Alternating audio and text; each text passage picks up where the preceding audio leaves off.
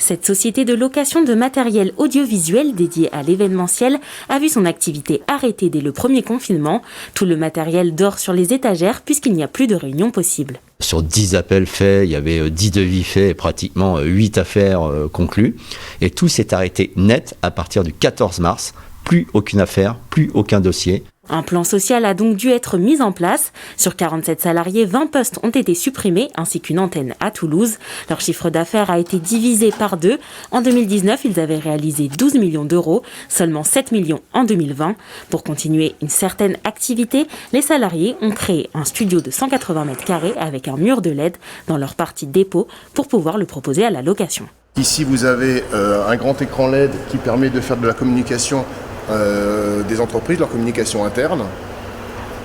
Vous avez derrière le plateau caméra et nous envoyons tout ça sur Internet par le biais du streaming avec une plateforme digitale. Ce sont des nodales. Les salariés, par le biais de cette plateforme, vont récupérer les flux de visioconférence par exemple. Et ça, c'est la solution qu'on a trouvée pour pallier à la crise, parce que ça marche plutôt bien et on a d'excellents retours de nos clients. Mais cela ne suffira pas pour payer toutes les charges. La société a donc fait appel au CIP, le Centre d'information sur la prévention des difficultés des entreprises. On est en rendez-vous avec 3 professionnels, dont un ancien juge du tribunal de commerce de Versailles. On leur a exposé notre situation. Ils nous ont donné des conseils qu'on a appliqués.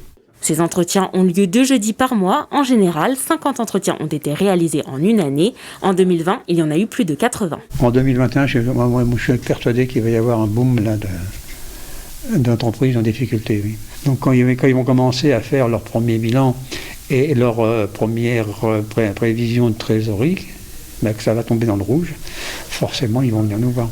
La CIP prévoit déjà d'instaurer des rendez-vous supplémentaires en 2021 pour gérer l'afflux des entreprises en difficulté.